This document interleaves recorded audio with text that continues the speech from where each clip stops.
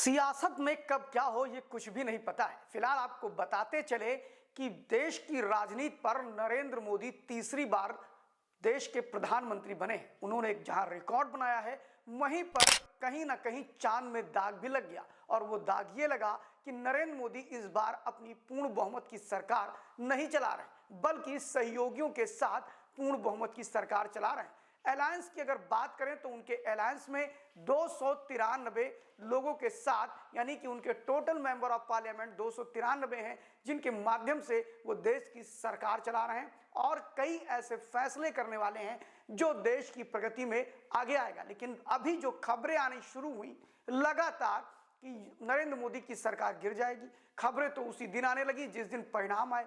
बहुत से लोगों ने कह दिया कि अब नरेंद्र मोदी ये सरकार नहीं चला पाएंगे क्योंकि ये बैसाखियों की सरकार होगी। कुछ लोगों ने तो ये कहा ये सरकार महज 4-5 महीने की है, कुछ ने इसकी मियाद बढ़ा दी और कहा साल 1.5 साल की है। लेकिन हर 1-2 महीने बाद कुछ ऐसी खबरें आती हैं जो हमें और आपको चौंका देती हैं कि क्या नरेंद्र मोदी की सरकार गिर जाएगी।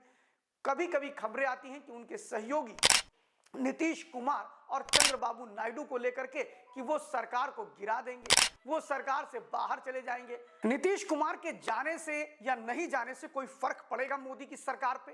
क्या वास्तव में मोदी की सरकार नीतीश और चंद्रबाबू नायडू के जाने के बाद नहीं रह जाएगी, या नरेंद्र मोदी उसके बाद प्रधानमंत्री नहीं रह जाएंगे? फिलहाल आपको बता दें कि जिस प्रकार खबरों का सिलसिला चालू हुआ और यह बताया जाने लगा कि नीतीश कुमार कभी भी पैतरा पलट सकते हैं और इससे नरेंद्र मोदी की सरकार मुश्किलों में पड़ सकती है, यानी यूं कहें तो गिर सकती है जैसा लोग कह रहे हैं। लेकिन क्या वास्तव में गिरेगी नरेंद्र मोदी की सरकार? क्या नरेंद्र मोदी ने भी इसका कोई इंतजाम कर रखा है? क्या इसके लक्षण दिखाई पड़ने लगे हैं? क्या आपको भी जानना है कि नरेंद्र मोदी की सरकार कैसे बचेगी? क्या आपको भी ये जानना है कि अगर नीतीश और चंद्रबाबू नायडू जाते हैं तो सरकार की स्थिति क्या रहेगी?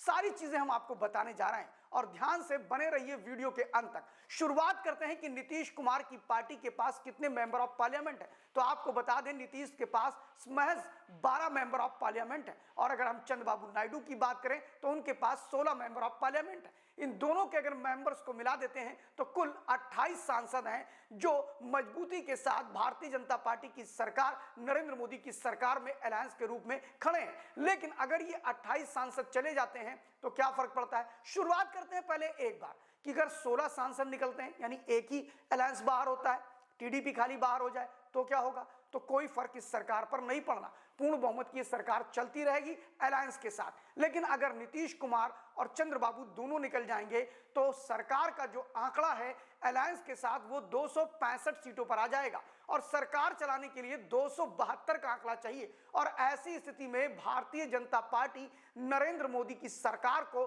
7 मेंबर ऑफ पार्लियामेंट का जुगाड़ करना होगा, तभी उनकी सरकार केंद्र में बच पाएगी। ये उन परिस्थितियों में जब ये दोनों अलायंस उनसे समर्थन वापस लेते हैं तब।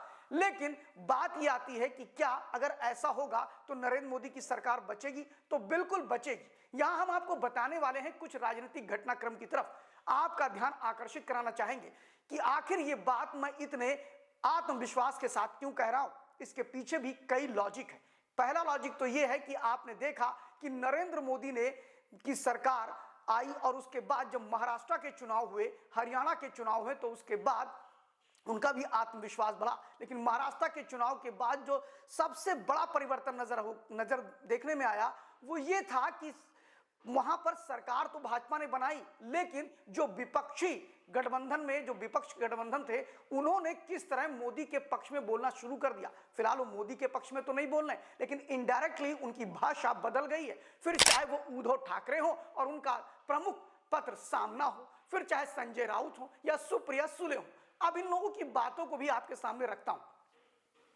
अभी कुछ दिन पहले संजय राउत जो शिवसेना के मुखर नेता हैं, प्रवक्ता हैं, सामना के संपादक हैं, सामना में उन्होंने बड़ी ही भूरी भूरी प्रशंसा की, देवेंद्र फडणवीस की प्रशंसा के बिल्कुल लड़ी लगा दी। उन्होंने कहा गढ़चिरौली में जिस तरह नक्सलियों ने आत्मसमर्पण किया है वो एक तरह से देवेंद्र फडणवीस के कुशल नेतृत्व का तरीका है। उन्होंने कहा देवेंद्र फडणवीस एक अच्छे मुख्यमंत्री हैं, वो और अच्छा काम करेंगे, वो विकास करेंगे महाराष्ट्र का। तो कहीं ना कहीं दाल में कुछ काला नहीं, पूरी दाल ही काली हो चुकी है। आपको बताना चाहेंगे कि देवेंद्र फडणवीस की जीत के कुछ दिन बाद ही जब वो मुख्यमंत्री पद की शपथ लेते हैं तो उनकी एक मीटिंग मुख्यमंत्री सचिवालय में ही और मुख्यमंत्री के जो कार्यालय है वहां पर उद्धव ठाकरे से होती है। उद्धव ठाकरे और वो काफी सहज मुद्रा में बैठ करके एक दूसरे से बातचीत करते हैं और एक दूसरे से बातचीत ही नहीं करते हैं, उनकी वो जो बैठक की तस्वीरें आई थी वो दिखाई पड़ रही थी कि वो लोग एक दूसरे से कितने सहज हैं, कितने प्रसन्न हैं। ये अपने आप में एक अद्भुत नजारा देखने को मिला। इससे लगने लगा कि अब कुछ नया होने वाला है, कुछ परिवर्तन होने वाला है। फिर बात आती है संजय राउत की, जो उन्होंने सामना में बड़ी तारीफ कर दी। तीसरी मामला आता है एनसीपी शरद पवार गुट की सुप्रिया सुले की। सुप्रिया सुले शरद पवार की बेटी। शरद पवार महाराष्ट्र की राजनीति के चाणक्य कहे जाते हैं और उनकी बेटी के द्वारा जिस प्रकार वहां पर देवेंद्र फडणवीस की तारीफ हो रही है कि वो प्रदेश को अच्छे से चला रहे हैं, प्रदेश का विकास कर रहे हैं, जो कि विपक्ष के एक तगड़ी नेता है, एनसीपी की नेता है और शरद पवार की पार्टी की नेता है। उन्होंने जिस तरह देवेंद्र फडणवीस की तारीफ की, वो फिर कहीं ना कहीं दाल में कुछ काला वाली स्थिति आ जाती है। अब आप लोगों के मन में ये बात आ रही होगी कि आखिर ये दाल में काला है क्या। तो आपको बता दूं कि इन सभी के बयान तब आने शुरू हुए, खासतौर पर संजय राउत, सुप्रिया सुले के, जब इस बात की हवा उड़ी और खबर फैलने लगी कि नीतीश कुमार पलटी मार सकते हैं। ये एक तरह से पॉलिटिकल बैलेंस बनाने का तरीका था। अब आप सोचोगे इसमें पॉलिटिकल बैलेंस कहां से बनेगा, तो आपको बता दें कि भारतीय जनता पार्टी में अगर नीतीश कुमार पलटी मारते हैं या चंद्रबाबू नायडू भी मार देते हैं, तो ऐसी परिस्थिति में सिर्फ 7 सीटों की महज जरूरत पड़ेगी भारतीय जनता पार्टी की, नरेंद्र मोदी की सरकार को। और अगर हम बात करें तो एनसीपी के पास उसके 9 सांसद हैं और वहीं पर अगर शिवसेना की बात करें तो उसके 8 सांसद हैं, 9, 8, 17, और दोनों के बोल इस समय भाजपा के समर्थन में है, यानी भाजपा के पक्ष में बोले जा रहे हैं, भाजपा की सरकार की बड़ाइयां की जा रही है, उनकी तारीफ की जा रही है। तो कहीं ना कहीं ये वो उस बैलेंस को प्रदर्शित करती है। उसके अलावा अगर बात करें तो वाईएसआर रेड्डी की सरकार, वाईएसआर रेड्डी की बात करें जो कि आंध्र प्रदेश के, उनके पास 4 मेंबर ऑफ पार्लियामेंट है, इंडिपेंडेंट 4 मेंबर ऑफ पार्लियामेंट है, शिरोमणि अकाली दल के 1 मेंबर ऑफ पार्लियामेंट है। इस तरह अगर ये सारे लोग, ऐसी परिस्थिति अगर बनती है और सपोर्ट कर देते हैं भाजपा को, तो भाजपा के पास 28 अगर उनके सांसद बाहर जाते हैं टीडीपी और जेडीयू के, तो इनको मिला के 26 सांसद हो जाएंगे। और ऐसे में भारतीय जनता पार्टी की सरकार मजबूती के साथ पूरे 5 साल अपने निकाल देगी। यानी एक बात कही जा सकती है कि ये पूरे का पूरा मामला नरेंद्र मोदी का अपना इंटरनल मैनेजमेंट है। अब आप सोचोगे कि ऐसा मैं क्यों बोल रहा हूं, तो आपको बता दूं कि वर्तमान में जो सरकार चल रही है महाराष्ट्र में, उनमें इन दोनों की कोई जरूरत नहीं है। एनसीपी शरद पवार के भी में एमएलएस की आवश्यकता नहीं है और ना ही शिवसेना के एमएलएस की जरूरत है। यानी कुल मिलाकर के ये सरकार में कोई बड़ी भागीदारी में नहीं आ सकते हैं। लेकिन ये तय है कि अगर ये दोनों इंटरनल सपोर्ट करते हैं, यानी सरकार के साथ भागीदारी भी ना करें,